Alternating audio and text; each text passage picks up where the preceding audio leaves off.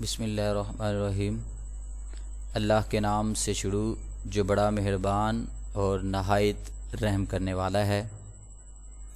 Dear طلباء، آج ہمارا مطالعہ پاکستان لیکچر نمبر 3 اور چیپٹر ہمارا ہے اسلامی جمہوریہ پاکستان کا قیام۔ اس سے پہلے ہم نے قائد اعظم کے ارشادات کی روشنی میں نظریہ پاکستان کو پڑھا، اور آج ہمارا سوال ہے علامہ اقبال اور نظریہ پاکستان۔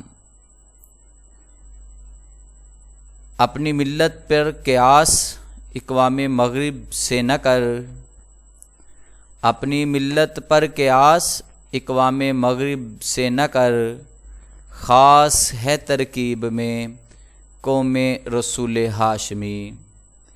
ان کی جمعیت کا ہے رنگ و نسب پر انحصار، ان کی جمعیت کا ہے رنگ و نسب پر انحصار، قوت مذہب سے ہے مستحکم جمعیت تیری۔ تو آج ہم نے علامہ اقبال اور نظریہ پاکستان پڑھنا ہے۔ حضرت علامہ اقبال وہ عظیم مسلمان رہنما ہیں جنہوں نے برصغیر کے مسلمانوں کے لیے الگ ریاست کا تصور پیش کیا۔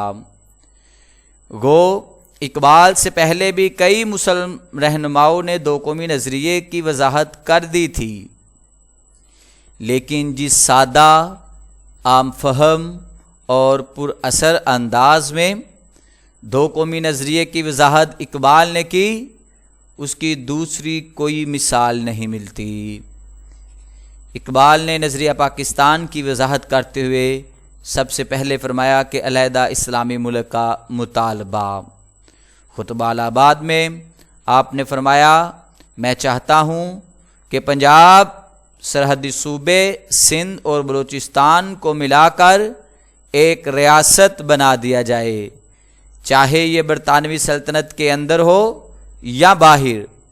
مجھے ایسے دکھائی دیتا ہے کہ شمال مغرب میں مسلم ریاست کا قیام مسلمانوں کا مقدر بن چکا ہے۔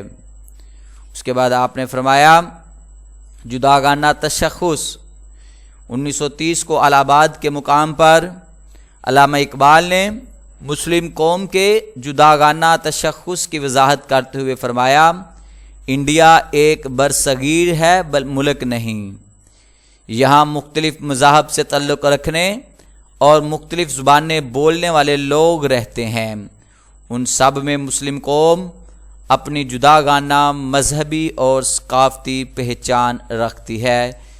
یہاں آپ نے الہ آباد کے اندر آپ نے مسلم قوم کا جداگانہ تشخص جو تھا اس کو واضح کیا تھا۔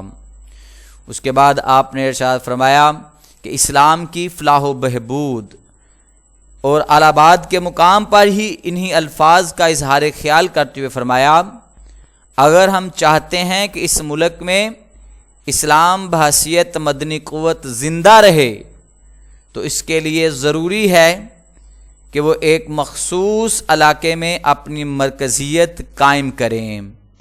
میں صرف ہندوستان میں اسلام کی فلاح و بہبود کے خیال سے ایک منظم اسلامی ریاست کے قیام کا مطالبہ کرتا ہوں۔ اس کے بعد آپ نے ارشاد اسلام کی عالمگیریت کے حوالے سے فرمایا، آپ نے فرمایا، اسلام ایک عالمگیر مذہب ہے جو جغرافیائی سرحدوں کا قائل نہیں، یہ رنگ و نسب اور لسانی اختلافات کو بھی خاطر میں نہیں لاتا۔ قرآن پاک نے ہر طرح کی تفریق مٹا دی۔ کیوں؟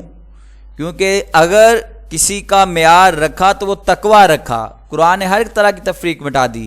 وہ حدیث ہمارے سامنے واضح ہے کہ تم میں سے کسی کو کسی پر کوئی برتری حاصل نہیں سوائے تقویٰ کے، نہ گورے کو کالے پر، نہ کالے کو گورے پر، نہ عربی کو اجمی پر، نہ اجمی کو عربی پر۔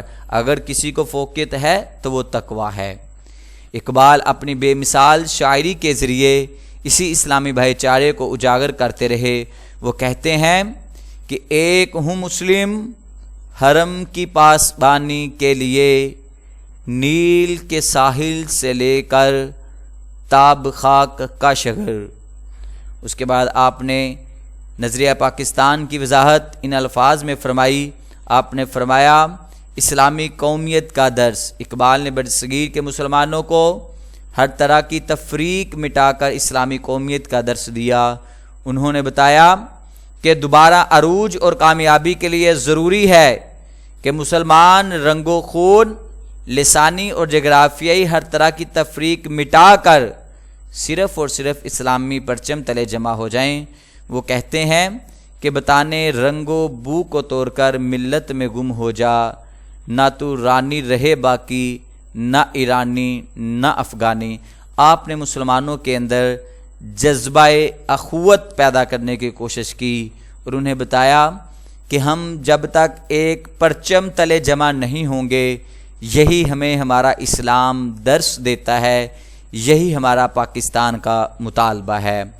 اس کے بعد آپ نے نظریہ پاکستان کی وضاحت دو قومی نظریے کے اندر کی اور کیا فرمایا؟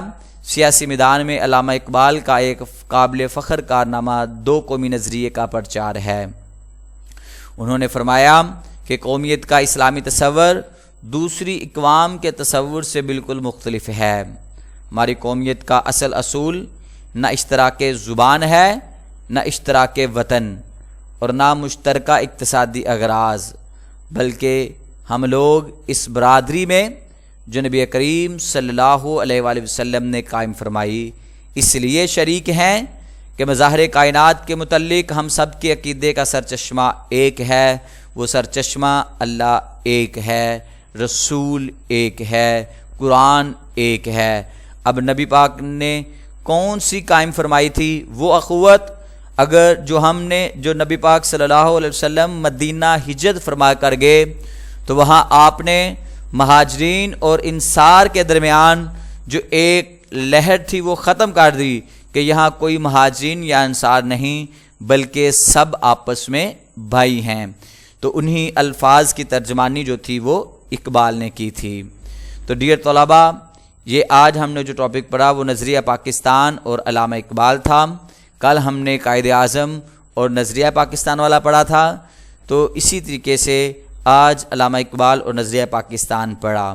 اسی کے ساتھ آج کا ہمارا لیکچر ختم ہوتا ہے۔ اللہ حافظ۔